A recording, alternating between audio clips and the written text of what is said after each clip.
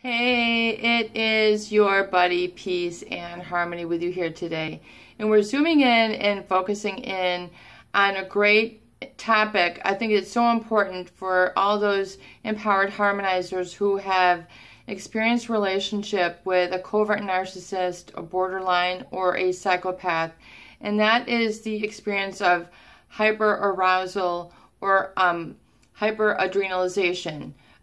Just the constant adrenalization, which is when you're stuck on stress. And stress doesn't always have to be a busy. Stress can be a down state also. But just where your body physiologically is stuck in the sympathetic nervous system activation, where basically you're in the fight or flight mode. You're under a pretense of fear, of trauma, of not, as we've discussed in previous videos, even criticism, even looks of disgust, told that you make me vomit. Some of the comments here that the viewers have shared are absolutely reprehensible. But these sort of comments are akin to and will stimulate and trigger the same physiological states that are the fight or flight, which is as if it is that primordial part of your brain, that brainstem, that reptilian, mammalian part of the brain, which will set you into adrenalization, hyperadrenalization, as if you were being chased by a saber-toothed tiger or a bear. And so this is the fight or flight. It's usually effective in short bursts. So if you have to quickly swerve in traffic, or if you quickly have to run and get something from dropping, that is the fight or flight. That is the stress hormones. That's the adrenals, which give you temporary additional energy, increased focus. Things where your breathing might become more rapid and shallow. You're on hyper alert. It's just to release that amount of energy for you to successfully calm or slay that fear. And so this though can be a state that I feel is entered into when you're in a relationship with a covert narcissist, a borderline, or a psychopath for a number of different reasons. For one, if you have to do a lot of the work, or everything is up to you, or you have to be the leader in the relationship, or you're always having to be the glue that keeps things together, whether it's in a marriage, whether it's in a family, whether it's in a workplace. This can create a lot of pressure, and then repeated over and over again, that pressure state becomes the new normal for you. And stress, even though we've got, Starbucks and coffee, every 500 feet, that kind of promote that high octane, that high caffeine, pace of life, being constantly on the alert, constantly on the go, constantly hypervigilant, or just living by the hormones of stress, the adrenals, are not healthy. They intend actually to break down the body. They can be very physiologically damaging and really sort of tax the body, lead to a lot of breakdown of the immune system. The muscles become easily fatigued. You become more susceptible to disease.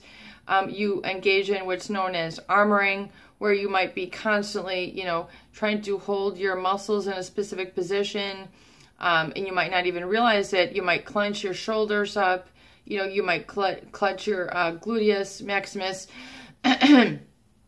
or you might constantly just feel like there's a lot of tension. And in today's day and age, where it's like you've got to be fit and eat the superfoods and drink the cucumber juice and the spirulina, all these things have their place, but a lot of people tend to, when they're in this relationship, take it to the extreme because they have such a perfectionist standard with which they're trying to preserve. They need to keep this going in the relationship, either to survive or to feel like they're attractive enough to this spouse or this marriage. And so, especially when one is in, constantly with an argumentative spouse or family member or workplace, this will also be elicited where you're constantly having to feel on edge.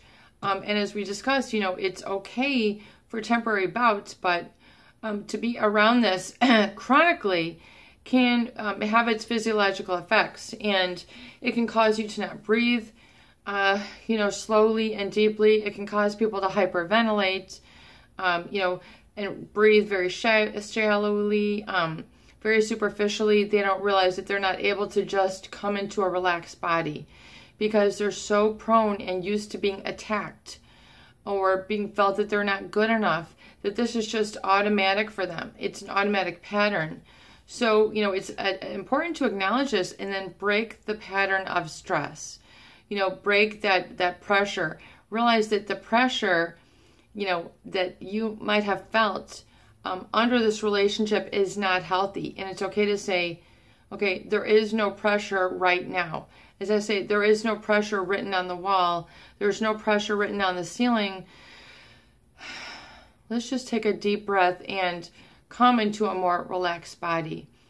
And it is safe enough to do that. And oftentimes people who have been in relationship with these types of individuals, they don't, oftentimes register the body in a state of safety. They're constantly on the go, go, go, or not enough, improve, improve, improve. And they're not neurologically set to be at peace. So you do need to recalibrate that energy within your body. And it starts with the acknowledgement and then just letting go of those stress hormones that have caused you to, enable pathological lies or lie to yourself. Being in a state of self-forgiveness. Thank goodness that era of my life is over. And it's gone for good.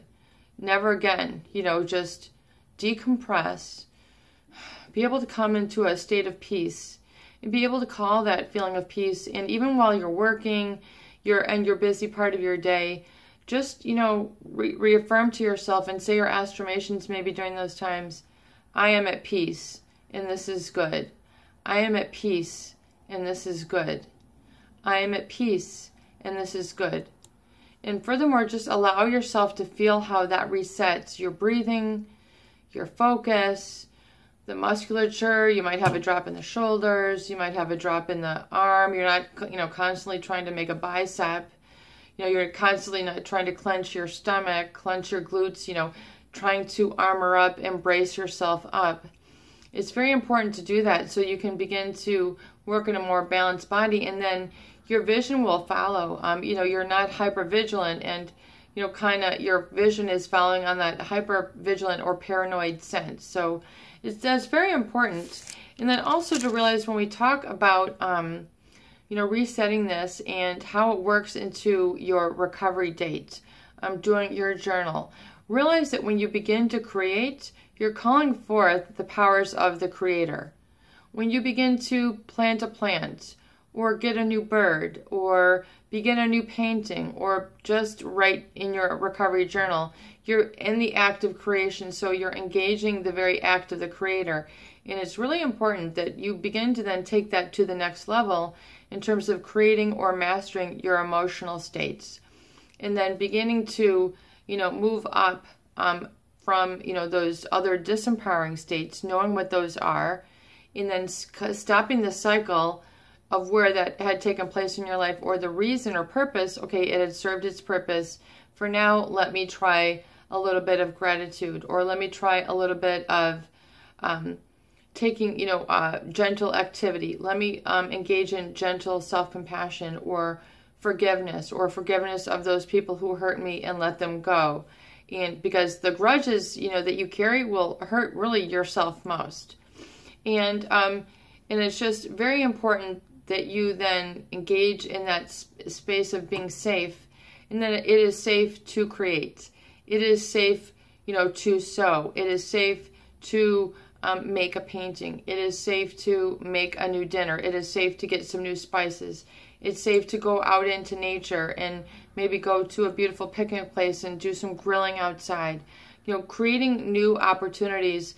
It is safe, but you'll find that little by little, it'll help you to reset that neurological clock within you that has, caused you things like the rapid breathing, things like the body armoring, things like feeling like not good enough.